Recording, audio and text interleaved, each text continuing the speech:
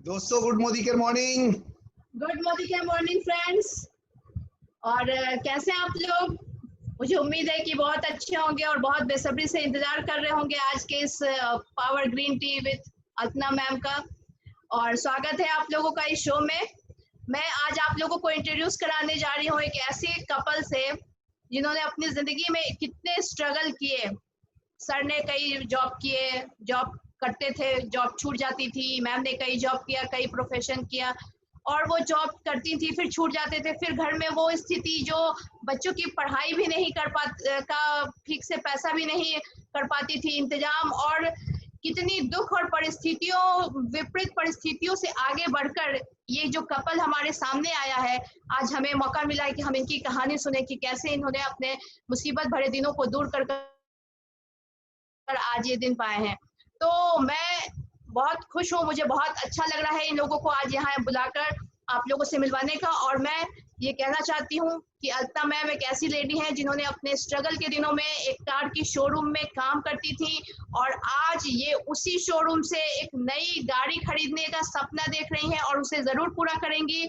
एक ऐसी लीडरशिप के साथ आज हम मिलने जा रहे हैं। दोनों लोग बहुत स्वीट हैं, बहुत पोलाइट हैं, बहुत हम्बल हैं। परेशानियां बहुत हैं, चैलेंजेस बहुत हैं इनकी लाइफ में, लेकिन एक बड़ी अच्छी चीज इनकी बहुत खासियत मुझे लगती है कि आप जब भी इनसे मिलेंगे ये हमेशा मुस्कुराते ही मिलेंगे आप। कभी कभी इनकी जो परेशानियां हैं ये कभी मुंह पे नहीं लाती, जुबान पे। कुछ लोग होते हैं रोतलू होते हैं, हमेशा रोते ही रहते हैं, माँ माँ माँ माँ, लेकिन आप कभी भी इनको रोते हुए नहीं देखेंगे। परेशानियां बहुत हैं, लेकिन उन परेशानियों के ओवरकम करने के लिए इनके पास एक बहुत सुंदर फॉर्मूला है, वो है स्माइल। इनके चेहरे पे हमेशा आपको स्माइल मिलेगा, चाहे सुबह के 8 बजे हो, चाहे रात के 11 बजे हो। तो यही होता है। तो सक्सेस पाने के लिए तो जिद्दी बनना पड़ेगा, लेकिन जिद्दी भी किस एटीट्यूड के साथ बनना है, रोते हुए बनना है या हंसते हुए बनना है। तो जिस चीज को आप फेंकेंगे वो चीज आपके झोली में गिरेगी। तो आज एक ऐसे कपल से हम लोग मिलने जा रहे हैं। जी हाँ दोस्तों, आप सभी लोगों का स्वागत है power green tea with Anoop Gupta show में। और आज के हमारे गेस्ट कपल हैं Sanjay sir and Alpana ma'am, platinum director from Deoghar. Welcome welcome welcome Sanjay sir. Welcome sir. क्या बात है, आज तो बड़े हमेशा की तरह आज बड़े ग्रेसफुल लग रहे हैं दोनों। एक शो आता था कॉफी विद करण और हम लकी हैं, बहुत खुश नसीबी है हमारी कि हम जिस शो में बैठे हैं वो powerful green tea with Anoop sir के द्वारा। Thank you sir, thank you कि ये मौका मिला, ये अपॉर्चुनिटी मिली हमें। तो मैं बोलना चाहूँगी, मेरा नाम अल्पना और मैं हूँ पटना से बिलोंग करती हूँ, लेकिन पिछले 14 साल से मैं देवघर से हूँ। और मेरे बेटर हाफ, मेरे हस्बैंड मिस्टर संजय, आज सुनते हैं इनसे, पहली बार इनके सामने मुखातिब हुए हैं हम लोग, सब लोग एक साथ बैठे। एक्चुअली मैं बहुत खुश हूँ, आज ये मेरा बहुत सुनहरा पल है मेरे लिए कि आज मेरे पति मेरे साथ कंधे में कंधे मिला के बैठे। तो मुझे बहुत प्राउड फील हो रहा है। संजय को सुनते हैं। Welcome welcome welcome. नमस्कार नमस्कार। Good Modicare morning. Good Modicare morning. बहुत मुझे बोलने का मौका मिला है इस मोदी केयर के प्लेटफॉर्म पर। Thanks to Modicare and thanks to Anoop sir. बहुत अच्छा लग रहा है ये मंच पर, और इसमें बहुत सारे सपने पूरे होते हैं। ये great organisation and great future, यहाँ पर सभी के सपने पूरे होते हैं। अब देखिए, मुझे भी एक सपना था, मैंने 14 साल काम किया कंपनी में, लेकिन वो सपना मैं पूरा नहीं कर सका। जो आज दो साल में मैं मोदी केयर में मेरी सपना पूरी हुई थी। विदेश जाने का एक बहुत बड़ा मेरा एक सपना था, तो सपना अभी जाकर पूरा हुआ। इसके लिए मैं धन्यवाद सभी मोदी साहब को भी मैं देना चाहता हूँ और अनूप सर को भी मैं देना चाहता हूँ। मैंने कभी सोचा भी नहीं था कि मैं विदेश जाऊंगा, लेकिन ये मोदी केयर का ये मेहरबानी है कि मैं उसके बदौलत मैं आज पटाया घूम। पटाया में आपने फील क्या किया, जरूर सुनना चाहेंगे सब। पटाया में अच्छा ही फील किए। 4 दिन रहे, 4 दिन खूब अच्छा, बहुत अच्छा रिसेप्शन हुआ वहाँ। 4 दिन रहे, 4 दिन होटल अलग अलग खाना पीना ये सब हुआ। बहुत अच्छा फील किए हम। और एंजॉय किए। धन्यवाद। और आगे आगे अल्पना मैम बताएंगी अपने लाइफ स्टोरी के बारे में। Over to Alpana ma'am. Thank you Sanjay ji. मेरे बेटा एंड हाफ बहुत बढ़िया। इन्होंने जो बोला वाकई में इनका एक सपना था कि ये जाएं विदेश, और सपना देखते थे।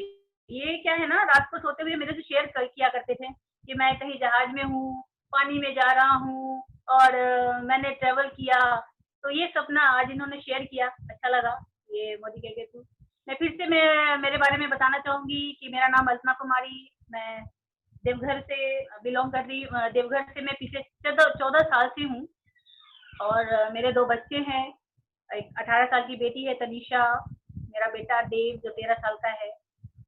तो ये फैमिली बिजनेस मैं इन लोगों के साथ करी। मेरी एक स्टार्टिंग करूंगी। मैं जो जिस घर से हूँ वो मिडिल क्लास फैमिली से बिलोंग करती हूँ। मैं मेरे पापा की टोटल 11 भाई बहन हैं हम लोग। हम सबसे छोटी बहन उसमें से हैं, और हमारे सबसे बड़े भैया 3 भाई हैं मेरे, और 7 बहनें हैं हमारी। तो काफी इंजॉयफुल हमारी फैमिली है, बहुत बड़ा फैमिली है। मायके में भी और ससुराल में भी, मैं दोनों जगह से मैं सबसे छोटी हूँ। स्कूलिंग हमारी हुई सरकारी स्कूल में, हमने पढ़ाई किया सब लोग भाई बहन। एक बचपन से इच्छा थी, मैं लोगों को देखती थी तो एक चीज मेरे में आता था कि वो बंदा इतना बढ़िया कर रहा है। तो मैं जब छोटी थी, लगभग 2.5 साल जहां तक मुझे याद है, तो जब दीदी लोग जाया करती थी स्कूल, तो मुझे भी तब इच्छा होता था कि मैं भी स्कूल जाऊं। और उस वक्त मेरी वो उम्र नहीं थी कि मेरी एडमिशन हो पाए। तो पापा ने किसी तरह करके पैरवी लगा के मेरी एडमिशन करा दिया, क्योंकि मुझे बड़ा मन लगता था दीदी लोग के और भैया लोग के साथ स्कूल जाना, उन लोगों के साथ बैठना। तो बचपन कुछ ऐसा बीता। उसके बाद अच्छा लाइफ चल रहा था, मेरी शादी हो गई। इसी तरह करते करते जब मैं पार्ट 1 में थी तभी मेरी शादी हो गई, और शादी के बाद मेरी पढ़ाई कंटिन्यू नहीं हो पाई। पढ़ने का इच्छा तो बहुत था, पढ़ाई इसलिए भी नहीं हो पाई कि मैं आसाम चली गई थी। मेरे हस्बैंड का जॉब उधर ही था, तो मैं वहां पे चली गई। इसी बीच मेरी पहली बेटी जो थी मैंने उसको कंसीव किया, जिसके कारण मैं अपने पढ़ाई को कंटिन्यू नहीं कर पाई। इसी तरह चला, और बेटी हुई बहुत बढ़िया, और लाइफ स्टाइल भी बहुत अच्छा था। हस्बैंड का एक मल्टीनेशनल कंपनी में बहुत बढ़िया जॉब भी था। लाइफ को एंजॉय कर रहे थे, बहुत मजा आ रहा था। और असम थी, असम से फिर सिलीगुड़ी आई। सिलीगुड़ी बहुत खूबसूरत जगह, वहां पे भी मैंने 3 साल बिताया। कुछ लोगों से भी वहां पे मुलाकात थी, आज भी रिलेशन है वहां पे, दोस्ती यारी, बहुत प्यार मोहब्बत मिला, उन लोगों के बीच में रही। फिर वहां से ट्रांसफर होके मैं आई देवघर। जब देवघर आई तो फिर मैं यहीं की होके रहेगी। और इसी बीच 2012 में, जहाँ पे लाइफ स्टाइल काफी ऊपर चल रहा था, अचानक से लाइफ में ऐसा एक मोड़ आया जहाँ की सीधा डाउन पे आ गई मैं। और 2012 में इनकी जॉब चली गई। 2 साल तो किसी तरह चला, 2014 तक चला, क्योंकि इनका बैंक बैलेंस अच्छा था। उसी दौरान हमने एक देवघर में जमीन भी खरीदा, लगभग 12 लाख का जमीन उसी दौरान खरीदा था, जॉब जब था तभी। उसके बाद ही जॉब गया। तब जब 2 साल किसी तरह हमने काटा 2014 तक, उसके बाद बिल्कुल मतलब आगे सामने कुछ नजर नहीं आ रहा था, अंधेरा था लाइफ में, किया भी क्या जाए। मेरे हस्बैंड पूरी तरह से मायूस और टूट से चुके थे। तो मुझे इनकी वो दर्द, उनका वो चीज मुझसे बर्दाश्त नहीं हो रहा था। मैं अपने आप को ये फील कर रही थी कि मैं कमजोर हूँ क्या मैं अपने पति के लिए कुछ कर नहीं सकती। तभी उसी वक्त मैंने अपने हस्बैंड को बोला कि आप चिंता मत करो, मैं हूं ना। तो मैं कुछ किया नहीं करती थी। तो मेरे हस्बैंड ने, जब मैंने हस्बैंड के कंधे पे हाथ रखा और बोला कि आप चिंता मत करो, हम लोग हैं, दोनों मिलकर चलाएंगे। मेरे हस्बैंड तब बहुत फ्रस्ट्रेटेड थे। उन्होंने मुझे झटका दिया और बोला कि तुम क्या कर सकती हो। वाकई में मैं क्या कर सकती थी। मैं एक हाउस वाइफ 2 बच्चे को संभाल रही थी। मेरे में ना एजुकेशन था, ना किसी चीज का मेरे में नॉलेज था, ना एक्सपीरियंस था। मैंने कभी कोई काम किया भी नहीं था। घर संभालती थी, बच्चों को संभालती थी। इसी दौरान जब ये मुझे लगा कि मेरे हस्बैंड को शायद मैं हेल्प नहीं कर पा रही हूँ, तब मैंने अपने दोस्त, मेरी सर्कल बहुत अच्छी थी, मेरी फ्रेंड सर्कल, मेरी फैमिली, मेरा संस्कार, माँ बाप का जो संस्कार मिला मुझे, वो आज भी मतलब हम अपने आप को कृतज्ञ मानते हैं कि ऐसे माँ बाप के संतान हैं, जहाँ से मुझे एक बढ़िया संस्कार मिला, एक बढ़िया माहौल मिला। तो जो मेरी माहौल थी, जो मेरी फ्रेंडशिप सर्कल थी, वो काफी बढ़िया था। तो उन लोगों के बीच में रहते रहते मुझे इतना तो था कि मुझे कम से कम वहां तक मैं बनी रहूं। उसके लिए मैंने नौकरी की तलाश करना शुरू कर दिया। मुझे पता था कि मेरे में नहीं है, फिर भी मैंने बोला कि चलो इतना तो है कि माँ बाप ने इतना तो दिया है मुझे कि मैं कुछ कर सकती हूँ। मैंने नौकरी की तलाश में मैं निकली और तब मुझे एक नया स्कूल खुला था यहाँ पे, प्ले स्कूल, उसमें मुझे जॉब मिला और सैलरी थी 3,000 की। तो 3,000 से मेरी जॉब लगी उस स्कूल में। मेरी काम को देख के तब मुझे लगन था, काम करने का एक जोश और जुनून था कि मुझे करना है, मुझे कुछ करना है, मेरे पति को हेल्प करना है, मेरे परिवार को कुछ भी, अगर 2-4 से भी मैं अगर हेल्प कर दूं ना तो बहुत होगा। तो ये सोच के मैं आगे बढ़ी और 3,000 की नौकरी मैंने ढूंढा और मुझे मिल भी गया। कहते हैं ना, जहाँ चाह है वहाँ राह है। तो जो चाहत थी कुछ करने की, मैंने सोचा नहीं था कि कितना मिलेगा, बस ये था कि कुछ से मैं अगर हेल्प कर पाऊं तो मैं जरूर करूंगी। इसी दौरान 3,000 का जब जॉब मिला तो मेरी काम को, मेरी लगन को देख के वहाँ के जो प्रिंसिपल थे उन्होंने मेरी सैलरी 1,000 और बढ़ाया। नेक्स्ट मंथ से मेरी सैलरी कर दिया गया 4,000। तो मैं 4,000 मुझे अच्छा लगा कि बिना मुझे बोले मेरे काम को देख के उन्होंने मेरी इंक्रीमेंट की और 4,000 मुझे मिलने लगा। इसी दौरान जब मैं अच्छे से कर रही थी वहाँ पे, 2014-15 में मेरी माँ गुजर गई लंग्स कैंसर से, जूझ रही थी 3 महीना से। तो जब मेरी माँ गुजरी 2015 में, तब मैं बहुत डिस्टर्ब हो गई, बहुत ज्यादा। मुझसे रहा नहीं जा रहा था और मैं कंटिन्यू नहीं कर पाई। स्कूल में जितना एफर्ट मैंने डाला था वो मैं कर नहीं पाई। तो कहीं ना कहीं प्रिंसिपल को लगा कि मैम अच्छे से वो ध्यान नहीं दे पा रही है। मैं भटक गई थी उस वक्त, क्योंकि मैं मेंटली पूरी तरह से डिस्टर्ब हो गई थी। मैं जो दुख मुझे तो मिल रहा था, मैं माँ से शेयर किया करती थी और माँ का हाथ था मेरे पे, तो एक हिम्मत और शक्ति थी। लेकिन जब माँ चली गई तो मैं बिल्कुल टूट गई, पूरी तरह बिखरी नहीं, अपने आप को संभाली, पर माँ के जाने के बाद नहीं हुआ। सॉरी। तो फिर इसी दौरान जब मेरी वो नौकरी चली गई, मैम 1 महीना 2 महीना मैंने इंतजार करा। Okay ma'am, okay. मैंने फिर इंतजार करा और मैं फिर लग गई किसी नए जॉब की तलाश में। और इसी तरह करते करते मुझे एक मेरी फ्रेंड ने ही उस बीच आया और बहुत सारा सलाह उस वक्त मुझे मिला। बहुत लोग आए, किसी ने मुझे डब्बे करने का बिजनेस बताया कि आप डब्बा का बिजनेस करो, लंच बनाओ, पैक करो, आप वो बिजनेस करो। इसी बीच कुछ लोग आए और मुझे बोला कि आप इंश्योरेंस का जॉब करो, आप इंश्योरेंस में बहुत अच्छा कमा सकते हो। तो इसी तरह जैसे जैसे लोग मिल रहे थे वैसे वैसे सलाह दिए जा रहे थे। तो मुझे लगा कि लोग इतने सारे आ रहे हैं, क्या मुझे मैं कुछ कर नहीं सकती, मेरे में कुछ काबिलियत नहीं है।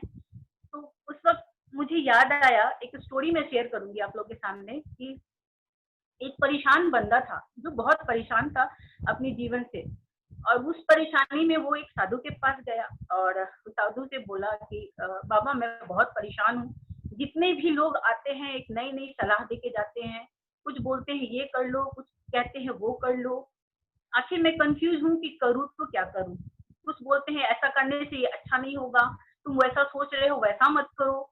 तो जैसे लोग आ रहे थे अपनी अपनी भावनाएं और अनुभव हमें दिए जा रहे थे। तो उस वक्त वो बंदा को बहुत कंफ्यूजन हुआ। जब साधु के पास गया तो साधु ने अपने थैले से एक पत्थर निकाल के दिया उस बंदे को और साधु ने बोला कि ये पत्थर लो, इसे जाओ और मार्केट में इसकी कीमत पता करके आओ। इसे बस बेचना नहीं, इसकी कीमत क्या है वो पता करके आओ। उसने बोला कि ठीक है बाबा, करता हूँ वही। वो पत्थर लेके वो मार्केट में निकला। चलते चलते उसको एक फल की दुकान में वो पहुंचा और फल वाले को वो पत्थर निकाला और बोला कि भैया ये लो पत्थर और इसकी कीमत लगाओ। उस फल वाले ने देखा और बोला कि वाह ये तो बहुत अच्छा पत्थर है, तो इसके बदले मैं तुम्हें 1 कटोरी एप्पल देता हूँ, तुम ये एप्पल रख लो। उस बंदे ने बोला कि नहीं, आप मुझे ये वापस कर दो। उसे मालूम था कि इसे पत्थर बेचना नहीं है। वो वापस वो पत्थर को लिया और आगे बढ़ा। एक फल सब्जी की दुकान पे पहुंचा। सब्जी की दुकान में उसने सब्जी वाले को बोला कि भैया इस पत्थर की कीमत बताओ, क्या लोगे। उसने उस पत्थर को देखा और देखने के बाद उसने 2 बुढ़िया आलू की आगे बढ़ाया, बोला कि भैया इस पत्थर की जगह मैं तुम्हें ये 2 बुढ़िया आलू देता हूँ, तुम इसे लो। फिर उसको याद था कि मुझे ये पत्थर तो बेचना नहीं है, वो आगे बढ़ा।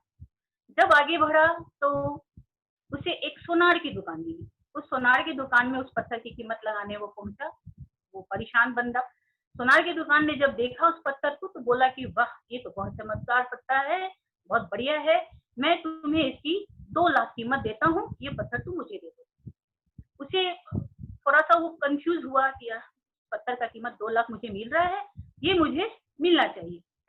तो फिर उसे याद आया उस बाबा की बात कि नहीं नहीं, मुझे इसे बेचना नहीं है।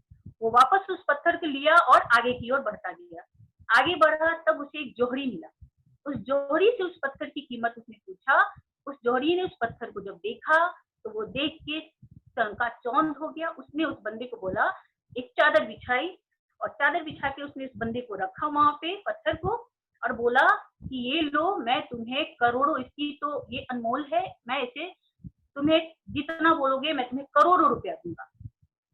वो बंदा वहां पे हिल गया और सोचा कि इस पत्थर की कीमत करोड़ों रुपया है। फिर उसे याद आया कि नहीं, मुझे इसे बेचना तो नहीं है। इसी तरह वो उसे टाल करके वहां से वो निकला और वापस वो पत्थर लेके उस साधु के पास पहुंचा। साधु को बोला कि भैया मैं 4 जगह गया, चारों जगह इस पत्थर की 4 कीमत लगाई। फल वाले ने फल से इसको तुलना किया, सब्जी वाले ने इसे सब्जी से किया, सोनार ने पैसे की किया और जोहरी के पास गया तो करोड़ों इसकी कीमत लगाई। अब आप बताओ। तो उस साधु ने कहा कि तुम जहां जहां गए एक पत्थर की तुमने 4 कीमत देखा, तो अपनी इसकी वैल्यू क्या है वो तो पता एक जोड़ी ही लगा सकता है। जो तुम्हें पता चला जोड़ी इसकी कीमत क्या लगाया। तो हम इंसान भी जैसे जिसकी सोच वैसे आपको तुलना करेंगे। तो आपको अपनी वैल्यू खुद पहचाननी है कि मेरी क्या वैल्यू है। तो लोगों का जो नजरिया होता है उसी नजरिया पे वो लोग बात करते हैं। तो सेम मेरे साथ भी ऐसा ही हुआ था। उस वक्त मैं खुद को पहचान नहीं पा रही थी। इसी तरह लोग करते करते मेरी एक फ्रेंड ने मुझे एक होंडाई शोरूम में जॉब लगा दिया। उसका मैंने जॉब किया। करने के बाद जबकि मुझे कुछ मिल नहीं रहा था, कोई मेरे सामने कोई रास्ता ही नहीं था कि मैं आगे करूँ क्या। मुझे अर्न करना था, मुझे मेरे परिवार की हेल्प करनी थी। मैंने उस जॉब को स्वीकार किया और मुझे ये बोला गया था कि आपको 15,000 रुपया दिया जाएगा। मैं खुश हो गई कि कहाँ 4,000 और कहाँ ये 15,000। मैंने फट से हाँ कर दिया, उस जॉब को ले लिया। जब मैं वो जॉब को की तो बाद में मुझे डिक्लेयर किया गया कि यहाँ आपको बेसिक सैलरी 5,000 दिया जाएगा। जब आप कोई सेल करते हो तब आपको इंसेंटिव के रूप में उतना मिल सकता है। श्योर नहीं था। मुझे तो झटका लगा उसी वक्त कि बोला क्या गया और दिया क्या जा रहा है। खैर कोई नहीं, मुझे 5,000 भी मिला, पहले से तो बेहतर था। मैं फिर से कंटिन्यू की उसको। 8 महीने मैंने वहां काम किया। 8 महीने के दौरान जब मैं वहां पे काम कर रही थी, उसी बीच लास्ट में कुछ ऐसा ऑफिस में हुआ कि वो बंदा जो वहां का मालिक था मेरे से थोड़ा सा ऊंची आवाज में बात की। मुझे कतई भी पसंद नहीं कि मुझसे कोई ऊंची आवाज में या मुझे झाड़ के, जहां मैं अपना एफर्ट डाल रही थी, काम कर रही थी, और वो मुझे झाड़ रहे थे। और इतना ही नहीं था, अगर मैं ऑफिस में 1 मिनट भी लेट पहुंची थी उस दिन का सैलरी काट देता था। तो ऐसे करके मुझे 5,000 कभी मुझे मिले ही नहीं। हर दिन कुछ ना कुछ करके किसी न किसी वजह से काट के मुझे सैलरी मैक्सिमम मुझे 4 से 4,500 ही मेरे हाथों आया करता था। तो इसी तरह करते करते जब वो लास्ट बंदे ने किया तो मैंने वहीं पे छोड़ा उसको, वहीं पे क्विट किया। मैं आगे बढ़ गई। आगे बढ़ने के बाद जब मैं मेरे भैया से बात की, और मैं हर एक चीज, जब मेरी माँ नहीं थी तो मैं अपनी बड़ी बहन और बड़े भैया से बात किया करती थी और शेयर करती थी। इसी दौरान मैंने भैया से शेयर किया कि ऐसा ऐसा है, मैं और कर नहीं सकती और तो मेरे रास्ते हैं नहीं। और इतना ही नहीं, मैं पूरी तरह टूट चुकी थी। मेरे घर पे राशन का भी पैसा नहीं हुआ करता था। मैं मेरे बच्चे को पढ़ाने के लिए भी मैं फीस नहीं जमा कर पाती थी। कई बार तो ऐसा हुआ कि मुझे अपना जेवर बेचना पड़ा अपने बच्चों की एडमिशन के लिए। मैंने एडमिशन कराया तब मेरे बच्चे जूनियर क्लास में पढ़ा करते थे, और मेरे भैया उस वक्त एक प्राइवेट जॉब जो मेरे अपलाइन भी है, श्याम भैया, उस वक्त वो भी स्ट्रगल ही कर रहे थे। और उसी स्ट्रगल के दौरान उनका सपोर्ट मुझे मिला और तब मेरी आईडी मोदी केयर में लगा करीब 2017 में। मैं तब तक स्ट्रगल में थी। 2017 में भैया ने बाई चांस मेरी आईडी लगा दी मोदी केयर में। मुझे मालूम भी नहीं था मोदी केयर क्या है, क्या चीज है यहाँ पे। एक दिन आए भैया, सपोर्ट ही कर रहे थे। कभी वो बुढ़िया अनाज का बुढ़िया ला के रख रहे थे, कभी कुछ तो कभी कुछ। उनका फुल्ली सपोर्ट मुझे मिला। तो उस वक्त मेरे आंख भर आते थे, मैं रो पड़ती थी और रोते रोते मैं भैया को बोलती थी, भैया ये आपका कर्ज मैं कभी उतार नहीं सकती, कैसे मैं इसको उतारूंगी। जब वो पल याद आता है तो रोते खड़े हो जाते हैं। और भैया खुद जो स्ट्रगल कर रहे हैं और मेरी संसार को चलाने के लिए वो आगे आए और उन्होंने सपोर्ट करा। तो जब मैं रो रही थी तो भैया ने बोला कि रो मत, आज मैं तेरे लिए कुछ कर रहा हूँ तो तुम इस लायक बन जाओ कि कल के डेट में तुम लोगों के लिए कुछ कर पाओ। वो भैया की बात मुझे लगी। इसी दौरान भैया ने मेरी आईडी लगाया था और मैंने भैया को जब बोला कि भैया ऐसे ऐसे वो जॉब को मैंने छोड़ दिया, तो भैया जब आईडी लगा चुके थे और मुझे मालूम नहीं था, प्रोडक्ट देते थे, मैं यूज करती थी। यूज करते करते इसी तरह 1 साल बीत गया और उसी दौरान मेरे हस्बैंड स्ट्रगल कर रहे थे। तब वो पटना आ गए और पटना में लगभग 7,000 की सैलरी पे वो काम कर रहे थे। जहां मेरा खर्च घर का 20,000 हुआ करता था, 7,000 में कुछ होने वाला नहीं। उसके बाद मैं उस चीज को आगे बढ़ाई और मैंने भैया को बोला कि भैया कुछ नहीं हो रहा है, मैं क्या करूं। मेरे पास इतने पैसे नहीं थे कि मैं घर की बिजली बिल दे सकूं। मेरे पास इन्वर्टर होते हुए बैटरी खत्म हो गई थी। मेरे बच्चे जब पढ़ाई कर रहे थे अंधेरे घर में, तो इसी दौरान मेरा बेटा बोलता है कि मम्मी हम लोग इस गरीबी में कब तक रहेंगे। मेरा छोटा बेटा देव क्लास 6 में पढ़ रहा था। उसने ये बात बोला मुझे कि माँ ये गरीबी कब तक रहेगा, इस गरीबी में हम लोग कब तक रहेंगे। उस वक्त दिल में एक बहुत बड़ा चुभन हुआ। ऐसा लगा कि लाइफ क्या इतना, मतलब जो हम लोग जो जी रहे थे, आज इस कदर हो गया कि बच्चे को ये एहसास हो गया कि हम गरीबी में हैं। उस वक्त जो टीस लगी ना दिल में, मतलब वो दर्द को हम शब्दों में क्या बोले।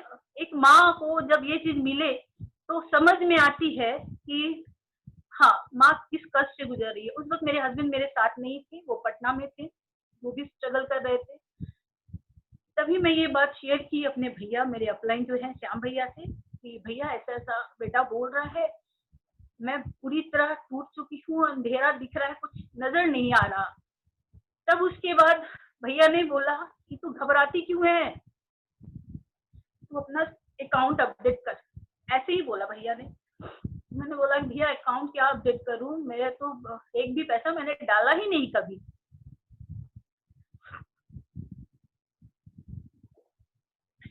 भैया ने बोला तू चेक तो कर। तो फिर भी मैं भैया को बोली भैया मैं चेक क्या करूं, मेरे अकाउंट में पैसा मैंने आज तक डाला ही नहीं, मैं है ही नहीं, मैं डालूंगी कहाँ से। फिर भैया बोले तू चेक कर, तू अपना अकाउंट अपडेट कर। और मोदी केयर को ज्वाइन किए हुए मुझे 1 साल हो गए थे। और इसी दौरान जब भैया ने बोला कि अपना अकाउंट अपडेट कर, ये बात है अप्रैल महीने की, 2017 की अप्रैल। तो मैंने अकाउंट अपडेट किया और जब अकाउंट अपडेट किया तो उसमें मेरे 20,000 रुपए थे। मेरी खुशी का ठिकाना नहीं था, मैं उछल गई। मैंने हस्बैंड को भी कॉल किया कि मेरे अकाउंट में 20,000 रुपए आया। मेरे हस्बैंड बोले कहाँ से आया। तो मैंने बोला कि मोदी केयर का मैं प्रोडक्ट यूज कर रही थी, भैया लाला के दे रहे थे और मैं यूज कर रही थी, और वो यूज करते करते मेरे अकाउंट में 20,000 रुपये आया। आप यकीन नहीं करेंगे, मतलब बोलते हैं ना कि राह चलते को भगवान का दर्शन हो जाना, मेरी उस वक्त वो हालत थी और मैं उछल गई खुशी से। उसके बाद सबसे पहले मैंने अपने बच्ची का जो बच्चे ने बोला था कि मम्मी अंधेरे में कब तक रहेंगे, तो सबसे पहले मैंने उस 20,000 रुपया थे, मैंने 16,000 रुपया का एक इन्वर्टर का बैटरी लिया। घर को पहले मैंने रोशन किया, रोशनी लाई। उसके बाद मुझे लगा कि मैं कहाँ भटक रही थी, किसके चक्कर में पड़ी थी। मैंने सिर्फ प्रोडक्ट को यूज करा 1 साल और मेरे अकाउंट में 20,000 रुपए आ गए। जो लोग ख्वाब दिखाते थे कि मैं तुम्हें 5,000 दूंगा, 15,000 दूंगा, देते भी नहीं थे, काट भी रहे थे।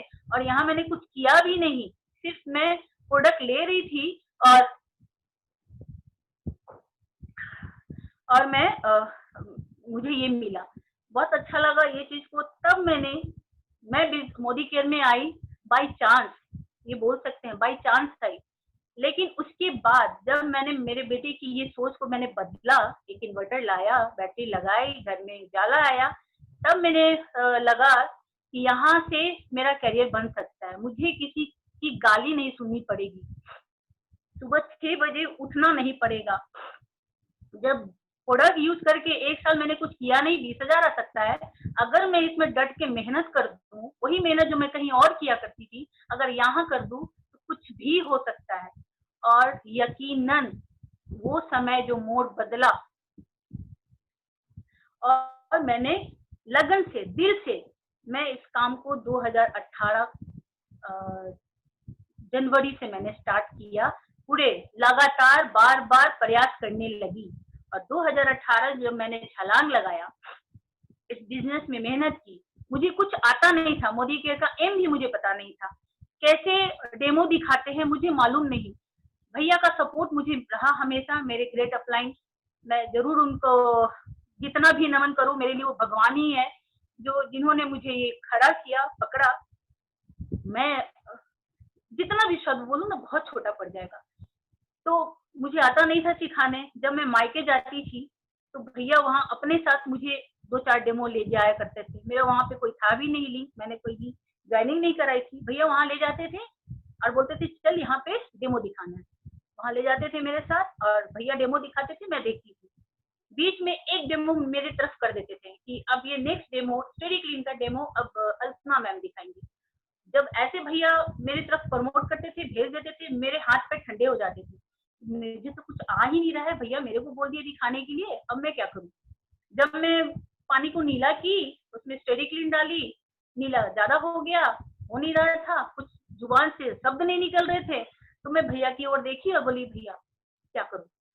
भैया वहीं से एहसास भी नहीं होने देते थे कि मुझे नहीं आ रहा है। वहां से भैया अपलाइन ग्रेट लीडर ही होते हैं, कभी भी डाउनलाइन को डाउन नहीं होने देते हैं। उस वक्त मुझे उन्होंने एकदम हैंडल किया, ऐसा उन्होंने डेमो स्टार्ट किया, वहां पे बताने लगे, तो मुझे फील ही नहीं हुआ कि मैंने कुछ गलत किया। इस तरह से मैं सीखती रही। जब मैं मायके आती थी सीखती थी, और जब मैं यहाँ देवघर आती थी, यहाँ पे तब मीटिंग नहीं होते थे, यहाँ पे डीपी भी नहीं हुआ करते थे उस वक्त। पटना से भैया प्रोडक्ट लेते थे। फिर जाके यहाँ से लगभग 6 किलोमीटर की दूरी में धौसागढ़ी में एक डीपी खुला। वहां से जब डीपी खुला, मैं वहां से प्रोडक्ट लेने जाती थी और यहाँ मैंने स्टार्ट किया डेमो प्लान करना। मैं डेमो दिखाने यहाँ पे स्टार्ट जब किया, मुझे नहीं आता था, भैया को कॉल करती थी, भैया एक दिन के लिए आते थे और मैं चाहती थी कि वो एक दिन मेरा 1 हफ्ते का काम हो जाए। और इस तरह मैं दिन रात भैया के साथ लग के करके किसी तरह काम कर दिया करती थी। उसके बाद क्या हुआ, जब भैया चले जाते थे और तब मेरे हस्बैंड भी नहीं थे कि मुझे बाइक से ले जाया करे, और उस वक्त मेरी आमदनी भी नहीं थी कि मैं रिक्शा भाड़ा अफोर्ड करूं। मैं पैदल चला करती थी और पैदल चल के झोला लटका के अकेली लड़की मैं पूरे देवघर में घूम के काम किया करती थी। मेरी फ्रेंड जो हाई प्रोफाइल की थी, वो मुझे बोलती थी कहाँ झोला लेके चली अल्पना। मैं बोली चली सपने की तलाश में, कुछ करने निकली हूँ मैं। सपना कौन सा है, मेरी कुछ सपने। मैं ऐसे ही हंस के बोल के और झोला लेके मैं आगे निकल जाती थी। मैं रुकती नहीं थी क्योंकि वो लोग स्कूटी से कभी कार से रोड पे देख ही जाते थे, छोटा सा देवघर है, देख ही लेती थी और इस तरह से जब बोलती थी तो उस वक्त मुझे लगता था कि आज ये ठोक रही है, कल मेरे घर में जब नहीं था तब तो नहीं आई पूछने। तो अपने आप को मैं पुशअप करती थी कि इन लोग को निकलने दो, मैं अपने काम में निकलती हूँ। और मैं इस तरह से डेमो प्लान करती थी, धूप में जल के, कभी कभी पैर में छाले भी पड़ जाते थे। दिल कहता था कि आज रुक जाते हैं, आज पैर मेरा जवाब दे दिया।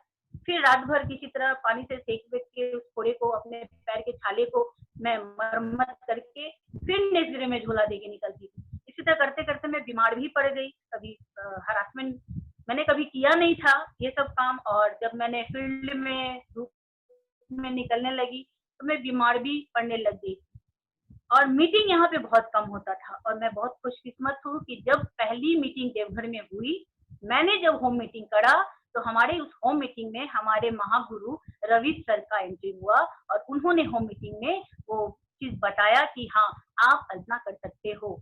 उस दिन जो मेरा एनर्जी था ना लेवल, उस दिन जो मेरा कॉन्फिडेंस और ज्यादा बढ़ गया कि मेरे घर पहला होम मीटिंग मैंने करा और रवि सर का आगमन हुआ। उस दिन से मुझ में और एनर्जी उत्साह भर गया। मैं भूल गई कि मेरे पैर में कहाँ छाले हैं, मुझे कहाँ फीवर हो रहा है। जब मैं मीटिंग में बोलती थी, श्याम भैया बोलते थे मीटिंग मत छोड़ो, जितना मीटिंग अटेंड करोगी उतना तुम्हारा चेक बढ़ेगा। मैं भैया को बोलती थी भैया आज मुझे बुखार है, आज मैं जा नहीं सकती। तो भैया एक ही चीज बोलते थे, बुखार है चल पा रही हो ना, बेड पे पड़ी नहीं हो, तुम लाचार तो नहीं हो, बुखार है चला जाएगा, तू जा, तू मीटिंग जा। मैं 101 फीवर में भी मीटिंग को छोड़ती नहीं थी और चल के रिक्शा लेती थी। उस वक्त मुझे इतना इनकम आने लगा था कि मैं रिक्शा अफोर्ड कर पाती थी। रिक्शा की फीवर में और मीटिंग में जाती थी। उस मीटिंग में मैं अकेली लेडी हुआ करती थी, जेंट्स होते थे सारे के सारे और मैं अकेली लेडी, और तब रवि सर मीटिंग लिया करते थे। उस वक्त मैंने इस तरह से बिजनेस को शुरुआत करा और जब ये मीटिंग प्लान चालू रहा मैं करती गई। और इसी दौरान मेरी लीडर्स बहुत सारे हैं जिनका मैं नाम लूंगी।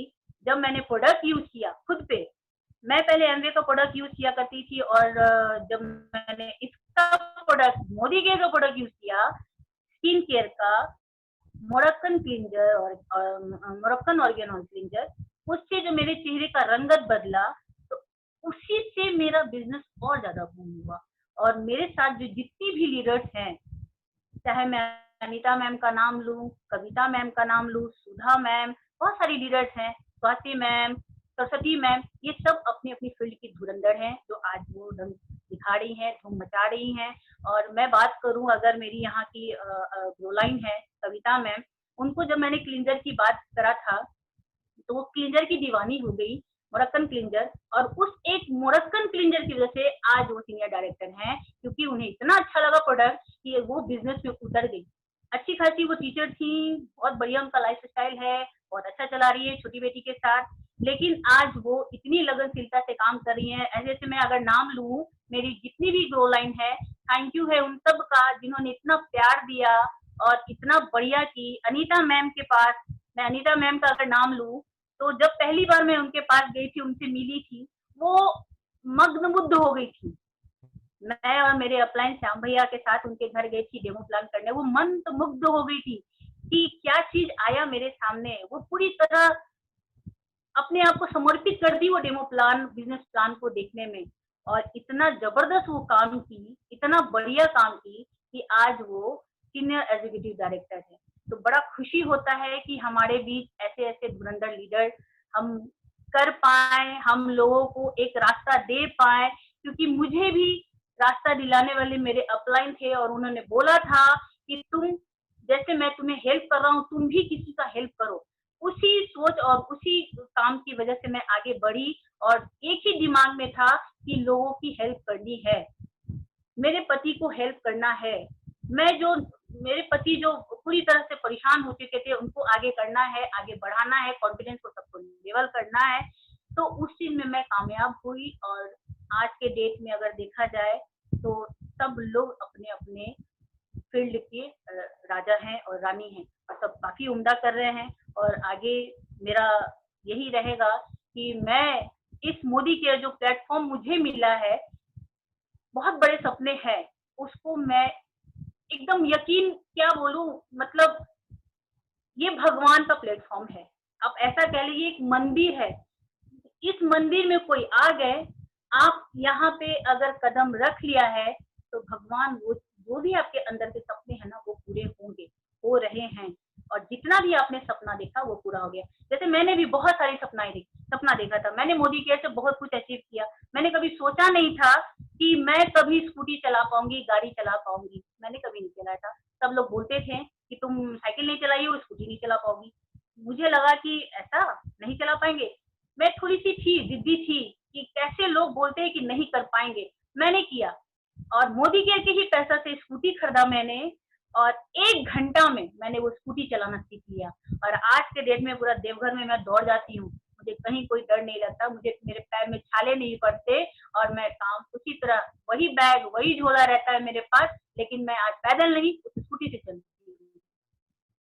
और हर वो गली में घुस जाती हूँ जहाँ मैं सोचा करती थी कि यहाँ पे ये रिक्शा नहीं जाएगा, मुझे पैदल चलना पड़ेगा, लेकिन आज मैं दौड़ लेती हूँ। उसी मोदी केयर के पैसे से, जैसे मैंने इन्वर्टर लिया था, आज मैंने एसी लिया, आज मैंने बहुत कुछ लिया अपने बच्चे के लिए। जो छोटी छोटी चीजें जहाँ मैं सेक्रीफाइस किया करती थी, आज मुझे करना नहीं पड़ रहा है।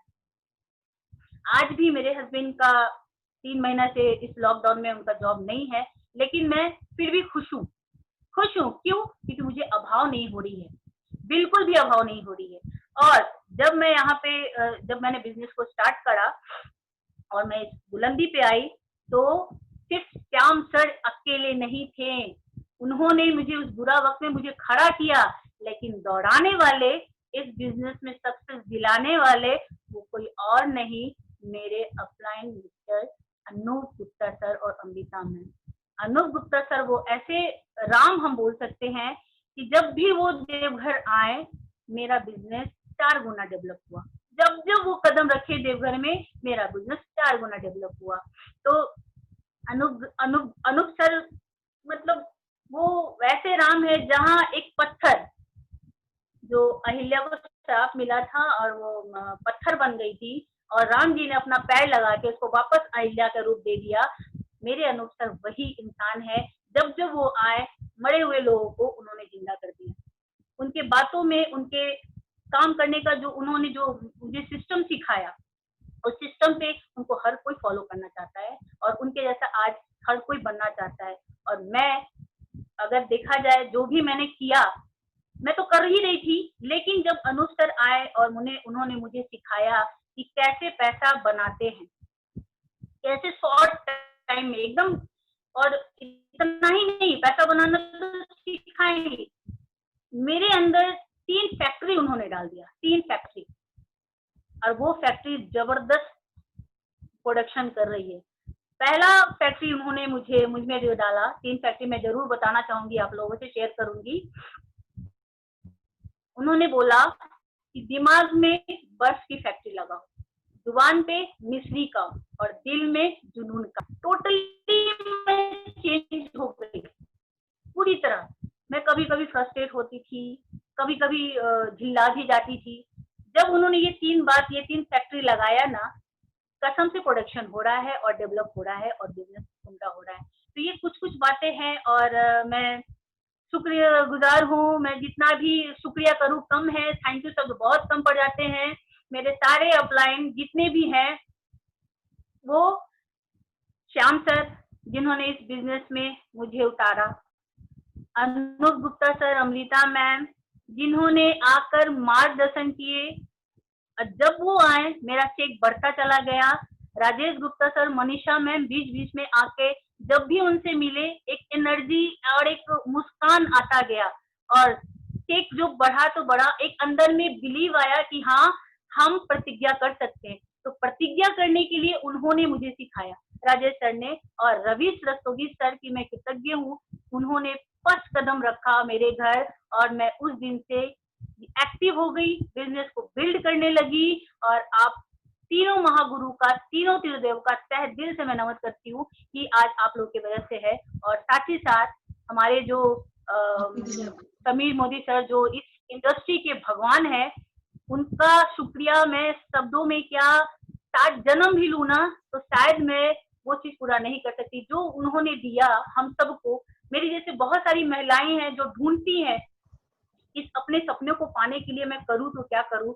ऐसा प्लेटफॉर्म मोदी केयर का दिया है समीर मोदी सर ने, कि यहाँ हम आसानी से अपने सपनों को पूरा कर रहे हैं और कर लेंगे, ये पूरा बिलीव है। और जितने भी हमारे टीम में, पूरी इंटायर टीम को मैं शुक्रिया अदा करूंगी कि उन सब ने जितना साथ में कदम से कदम मिलाया और साथ चल रहे हैं, और हर एक बात को जितने भी हमारे गुरुजन सिखाते हैं वो सीख रहे हैं, आगे बढ़ रहे हैं। और हमें बिलीव है, आशा है कि वो सब भी, आज हम 50,000 प्लस कमा रहे हैं, कल वो 1 लाख कमाएंगे, और जब वो 1 लाख कमाएंगे तभी मुझे सुकून होगा कि हाँ, मैंने भी कमाया। मेरी जो आज जो भी कामयाबी है, वो मेरे लिए आज अभी मैं बस सीख रही हूँ, शून्य हूँ, मुझे अभी और कुछ करना है। और मैं कामयाब अपने आप को तब मानूंगी जब मेरे सारे ग्रो लाइन का अकाउंट में 1 लाख प्लस का इनकम होने लग जाएगा। उस दिन मैं गर्व से बोलूंगी कि हाँ मैं कामयाब हूँ। अभी मैं जीरो हूँ, अभी मैं सीख रही हूँ, और मुझे जो आज ये मौका मिला, Anoop sir thank you so much, जो आज ये मुझसे शेयर करने का जो मौका मिला, मैं कृतज्ञ हूँ सर। ये प्लेटफॉर्म आपने दिया है मुझे, मैं इस चीज को लफ्जों में बयान नहीं कर सकती। जितने भी फीलिंग्स थे, मैंने जो भी थोड़ा बहुत अगर आंसू निकल गया तो सॉरी, पर एक चीज तो मैं जरूर बोलूंगी कि सपने अगर जो लोग देख लेंगे और उसे ठान लेंगे जुनून के साथ, सपने देखते सब लोग हैं, ऐसा नहीं है, मेरे हस्बैंड ने भी सपना देखा, लेकिन उसको पूरा करने के लिए जुनून होना चाहिए, जिद्दी होना चाहिए। मैंने भी जिद किया, मैंने भी ठाना, हाँ हम कर सकते हैं, और अगर हम ठान लेते हैं ना तो बेशक उस लक्ष्य को पा सकते हैं। और हमारे समीर मोदी सर ने एक आजादी प्लान जो दिया है, हमें उस आजादी प्लान को ना भेदना है। हमारा लक्ष्य है फ्रीडम। फ्रीडम किस चीज का? कि हमारे अकाउंट में इतना बैलेंस आ जाए कि जितना हमारे मोबाइल का डिजिट होता है। तो हमें उस मकसद पे उसको कामयाब करना है, और समीर मोदी सर का जो सपना है